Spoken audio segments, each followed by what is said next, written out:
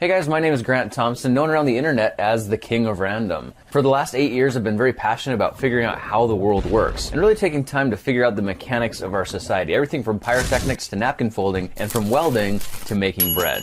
Everything that I've learned so far, I've turned into videos and put on my YouTube channel, so that all the knowledge and experience I've been gaining through my personal experiences could be shared with the rest of the world. Our YouTube channel has over 10 million subscribers now and 2 billion video views, and I'm going to show you how it all started, because this is my creator journey.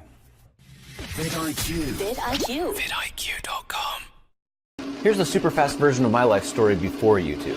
I was born in Canada to some amazing parents who tried their best to raise a kid like me. And probably like a lot of kids out there, I struggled in school and grew up with low self-esteem. I also got bullied and became a troublemaker to get attention, and that ended up getting me in trouble with the law. But at age 14, I decided to take ownership for my life. I started finding joy in things like extreme sports, cliff jumping, whitewater rafting, rappelling, and even skydiving. And by age 19, I left Canada to go to England for 2 years to serve a voluntary church mission. And then I came home, bought an airplane, and decided to work on the oil rigs as a roughneck, blowing up dynamite and drilling for oil in the Northwest Territories. It was dangerous work, but the money that I made was enough to help me pay for my airplane and the fuel for all the time I spent flying it. I got licensed as a long-haul tanker truck driver at age 22. Then I moved to Oahu, Hawaii to fly airplanes and drive motor coaches for Hawaiian tours. While I was out there, I became a commercial airline pilot and moved back to the mainland to work for SkyWest Airlines by age 23. And with that stable career, I got married at age 26, bought 11 houses, and semi-retired at age 29. My wife and I had 4 kids, all boys, and during that time, that's when we decided to buckle down, learn how the world works, and start making videos on YouTube.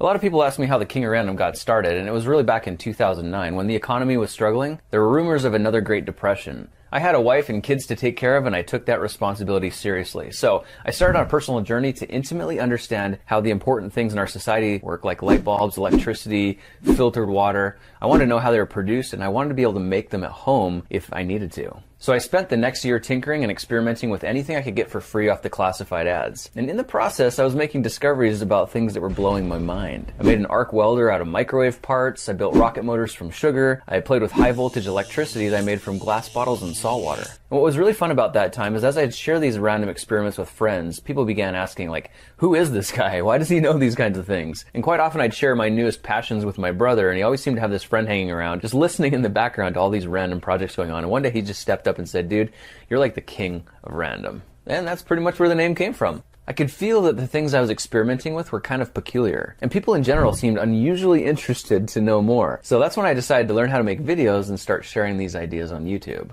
In 2010, I created my first YouTube channel, and since I wasn't really planning on becoming a famous YouTuber, I just entered the date and time, which was 010320100814.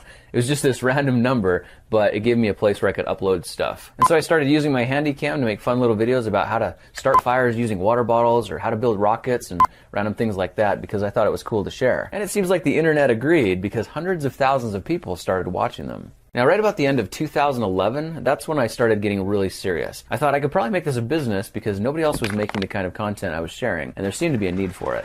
YouTube had just offered monetization to creators, so I got my channel monetized and I said, I'll do this as an experiment. The idea was if I made 100 videos that were good enough to get 100,000 views, then it would probably be worth it. And in the process, I'd have a great excuse to learn more about the things I was passionate about anyway.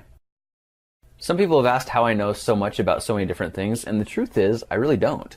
When I began, I wasn't an expert at all. I just looked at the kind of people I'd like to be, even though most of them were fictional, like MacGyver, James Bond, but the Mythbusters were a great real-life inspiration to me. I wondered, how do you go from knowing absolutely nothing to being just like one of those guys? So this became my own personal journey, one step at a time, learning how different things work to become like MacGyver or more like a Mythbuster myself.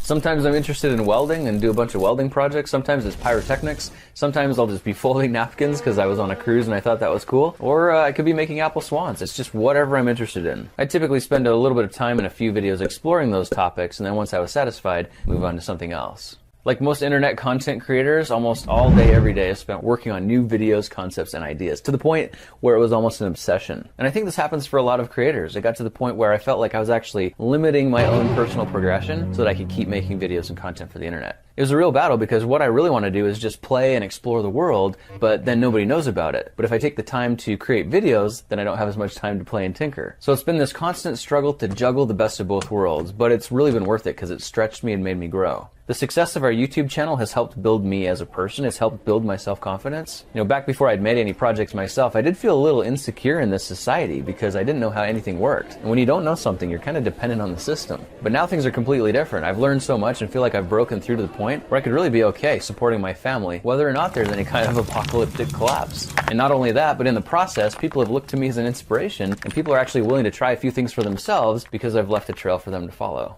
These videos aren't just about showing cool things that we've made, it's really about empowering people, showing you that you can try something new and do something you thought was difficult. So many people have stopped me in the streets and told me how they've sat down as a family and done some of the projects together from our channel, and that's something I could have never predicted when I started making these videos 8 years ago.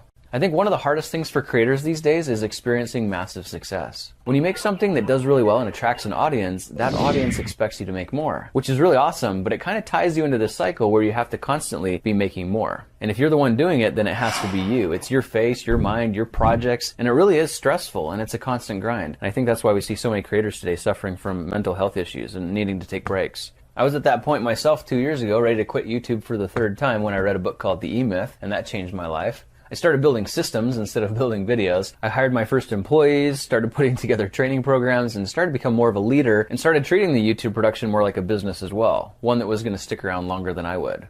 And now here we are today with 14 employees making 5 videos a week. We're finally at a place now where we've built a really good machine that I think looks really promising. We've got the platform, we've got the content that we produce every day, and now I'm bringing in the employees that can spend all day tinkering and prototyping and playing in a sustainable way that's not going to burn them out. So looking forward, the King of Random movement has a very bright future. We're starting to roll out project kits that people can do at home. We're thinking about putting together a King of Random camp where people can get together and build things. We're writing books, we're selling merchandise, and might even find a way to put project kits in schools so that teachers and kids could do these things in class. The only real guarantee in life is change. So whatever the future holds for me and the King of Random, one thing's for sure. I'm sure we're all going to learn a lot, and the journey, no doubt, will be random. Stay random, my friends.